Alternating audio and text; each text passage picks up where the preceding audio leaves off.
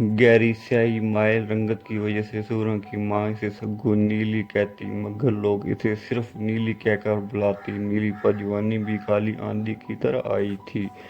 नीली का मासूम बचपन कब रुखसत हुआ और कब काफिर जवानी ने पूरे साजो सामान के साथ नीली की जिंदगी में डेरे जमा लिए, नीली को खबर तक न हुई। वो तो बस अब भी वही कुछ कर रही थी जो बचपन से करती चली आ रही थी। नीली ने होश संभालती ही घर के काम काज में अपनी माँ का हाथ बिठाना शुरू कर दिया था। घर में झाड़ू पूजा खत्म करने के बाद छोटी सी टोकरी उठाकर गलियों से गोबर छुड़ने चली जाती। गांव से बाहर जोर से पानी पीने के लिए जाने वाले माल मवेशी गलियों से गुजरते वक्त गोबर गिराते। नीली वही गोबर उठा कर लाती और अपने छोटे छोटे हाथों से ओपले बनाकर घर की कच्ची दीवारों के साथ चिपकाती रहती। नीली गोबर चुनने को काम समझकर नहीं, मशगले के तौर पर करती थी। इस बहाने से वो पूरे गांव का चक्कर बड़ी आजादी के साथ लगा सकती थी। बचपन में वो जब घर से निकल जाती तो वापस अपनी मर्जी से ही लौटती। रास्ते में जहाँ भी इसे हम उम्र सहेलियाँ मिल जाती वहाँ इनके साथ खेल कूद में लग जाती, मगर वो घर को लौटते वक्त गोबर जरूर लाती, इसलिए इसकी माँ ज़्यादा पूछ गछ नहीं करती थी। नीली अब तो बच्ची नहीं रही, इसलिए ज़्यादा घर से बाहर ना रहा कर, काम खत्म करके जल्दी घर आ जाया कर। अब तुम्हारे खेलने कूदने के दिन नहीं रहे।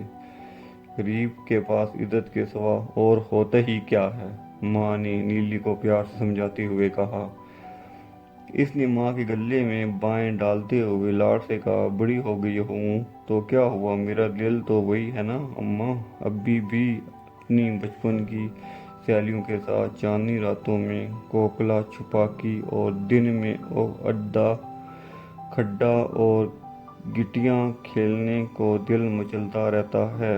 इसने माँ की गले से बाएं निकालते हुए झंझलाकर कहा, हरक जाए ये जवानी, आग लगे इसको, ये भी मेरे लिए एक खदा बन गई है, हर बात पर रोक टोक होती रहती है। सब तेरे भले के लिए ही तो है मेरी बच्ची, बस मैंने कह दिया अब तो देर तक घर से बाहर नहीं रहेगी। माँ ने आखिरी वार्निंग दे दी। अच्छा माँ, जैसे तू कहती है, नीली ने माँ को तसल्ली देते हुए कहा। नीली की माँ ठीक ही तू कहती थी, नीली की जवानी किसी तूफान से कम न थी। घर से बाहर निकलती तो जवान दिलों पर हाथ रख कर हाय हाय करने लगते और बड़ी उम्र के लोग देखकर नजरें नीचे कर लेते। नीली इन सब बातों से बाखबर अपना काम करती रहती। माँ ने नसीहत की थी कि लोग कुछ भी तुम कहें, तुम नजरें झुकाकर अपना काम करती रहा कर। अपनी चुनरी कोट करके सर पर जमाती और टोकरा सर पर रख कर खामोशी से घर की तरफ चल देती। ऐसा करते वक्त ये भूल जाती कि जिस चुनरी ने इसका सरापा ढांप रखा था, इसे तो इसने उन्नू यानी कुशन बनाकर सर पर रख लिया है। दोनों हाथों से टोकरा थामे जब वो उठलाती हुई चलती तो इसकी जवानी और भी बेकाबू हो जाती। वक्त बदल चुका था, मगर नीली का वही मामूल था, रोजाना गोबर लाना, ओपले बनाना और घर की कच्ची दीवार से चिपकाते रहना। यही इसकी जिंदगी थी और यही सबसे बड़ा मुश्किल। इसके अलावा वो वक्त बच जाता वो घर में माँ के साथ काम काज में गुजर जाता। रात को दिन भर की मुश्किल से टूट फूट कर जल्द ही नींद की वादियों में खो जाती। नीली को अपने बारे में कुछ सोचने का ना तो कभी ख्याल आया और ना ही कभी वक्त मिला। एक रोज नीली के बाप ने इसकी माँ से कहा, मेरे रिश्तेदारों में तो कोई ऐसा लड़का नहीं जिससे नीली की बात करूं, तुम ही अपने रिश्तेदारों की तरफ नजर दौड़ाओ। کب تک اس طرح جوان بیٹی گھر میں بیٹھی رہے گی؟ اگر لڑکی کی شادی کی عمر نکل جائے تو پھر عمر ڈھلے اور رنڈوے ہی رہ جاتے ہیں۔ اللہ نہ کرے، نیلی کی ابھی عمر ہی کیا ہے، مشکل سے 16 برس کی ہی تو ہے۔ تم بدشگون کی باتیں کیوں کرتے ہو؟ میری بہن کا بیٹا ہے تو صحیح، مگر کچھ کام کاج نہیں کرتا۔ نیلی کی ماں کو ہلکی سی امید کی کرن دکھائی دی۔ ارے نیک بخت، جب تمہارے مجھ سے نکاح ہوا تھا تو میں کون سا کام کرتا تھا؟ شادی کے بعد ایسا کوہلو کا بیل بنا کہ سارے کس بل نکل گئے۔ اس پر بھی جب ذمہ داری کا بوجھ پڑے گا تو خود ہی کچھ نہ کچھ کر لے گا۔ بس اللہ کا نام لے کر بات چلا، باقی سب اس پاک ذات پر چھوڑ دے۔ نیلی کے گھر میں داخل ہوتے ہی دونوں خاموش ہو گئے۔ آخر ماں کی کوششیں، چند ہی دنوں میں نیلی کا خالہ زاد سے رشتہ طے ہو گیا۔ منگنی کے باوجود نیلی کی مصروفیات میں کوئی تبدیلی نہ آئی۔ وہ حسب معمول گوبر چننے جاتی رہی۔ ماں نے کئی بار اس کو روکنے کی کوشش کی، مگر نیلی نے یہ کہہ کر انکار کر دیا کہ ماں، ساری زندگی تمہاری خدمت کی ہے، تھوڑے دن اور کر لینے دو۔ اب تو تم نے مجھے گھر سے نکالنے کا پکا انتظام کر دیا ہے، چلی گئی تو نیلی کو یاد کر کے رویا کرے گی۔ نیلی کی باتیں سن کر ماں نے روتے ہوئے اسے گلے سے لگا لیا اور پھر دونوں مل کر دیر تک روتی رہی۔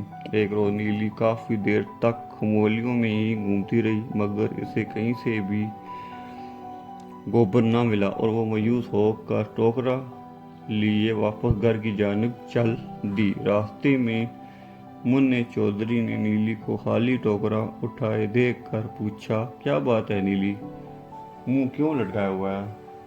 کیا بتاؤں چودھری جی، آہستہ آہستہ سب لوگوں نے کھیتوں میں ڈیرے بنا کر ڈھور ڈنگر بھی وہاں رکھنے شروع کر دیے۔ اب تو ہم غریبوں کو گلیوں سے گوبر بھی نہیں ملتا۔ چودھری نیلی کی باتیں سن کر ہنسنے لگا۔ ارے پگلی، اس میں پریشانی کی کیا بات ہے؟ تو میرے ڈیرے سے جتنا چاہے گوبر لے آیا کر۔ چل جا ابھی جا کر ٹوکرا بھر لا۔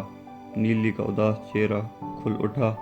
اس نے خوش ہوتے ہوئے کہا، اللہ تجھے بوتا دے چودھری۔ یہ کہہ کر وہ تیز تیز قدموں سے اٹھلاتی ہوئی ڈیرے کی طرف چل دی۔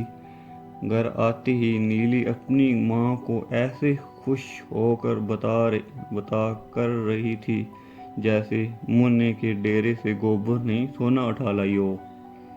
ماں، اب تیری نیلی کو گلی گلی پھر کر گوبر ڈھونڈنا نہیں پڑے گا، اور نہ ہی آج کے بعد زیادہ دیر گھر سے باہر رہا کروں گی۔ بس یوں جایا کروں گی اور ٹوکرا بھر کر یوں واپس آ جایا کروں گی، اس نے چٹکی بجاتے ہوئے کہا۔ ماں نے نیلی کو سر سے پاؤں تک دیکھا تو اس کا سراپا دیکھ کر سہم گئی۔ اس سے پہلے اس نے کبھی اسے اتنے غور سے نہیں دیکھا تھا۔ اس نے گھبراتے ہوئے کہا، بیٹی سگو، میں تو کہتی ہوں اب تو کہیں بھی نہ جائے گا۔ پتہ نہیں کیوں اب تو ہر تو باہر جاتی ہے تو میرا دل بیٹھ جاتا ہے۔ نیلی نے لاپرواہی سے کہا، میری یہ مائیں کسی کی مجال نہیں جو تیری نیلی کو میلی آنکھ سے دیکھے، اور اگر کوئی ایسا کرنے کی کوشش کرے گا تو میں اس کی آنکھیں نکال لوں گی۔ پھر بھی احتیاط کرنی چاہیے، لوگ بہت ظالم ہیں، وہ ظلم کرتے وقت اندھے ہو جاتے ہیں۔ ماں نے ذرا تشویش کا اظہار کرتے ہوئے ڈرایا۔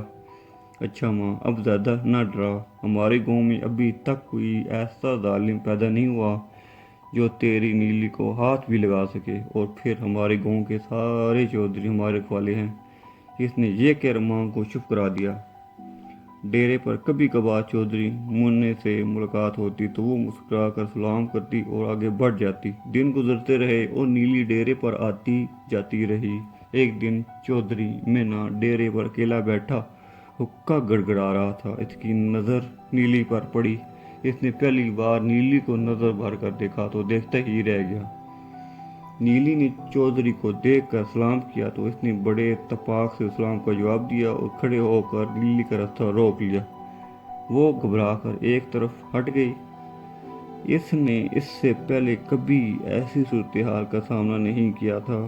چودھری مسکراتے ہوئے دوبارہ اس کے سامنے آ گیا۔ یہ کیا کر رہے ہو؟ چودھری ہٹو، مجھے جانے دو۔ یہ کہہ کر اس نے تیزی سے ایک طرف ہونا چاہا تو چودھری نے اس کا بازو پکڑ کر کہا، نیلی تو کتنی خوبصورت ہے، میں نے پہلے کبھی اور ہی نہیں کیا۔ اس سے پہلے کہ نیلی سنبھلتی، چودھری نے اسے ایسے دبوچا جیسے باز چڑیا کو دبوچتا ہے، اور ڈیرے کے کمرے میں لے جا کر چرپائی پر گرا دیا۔ سورج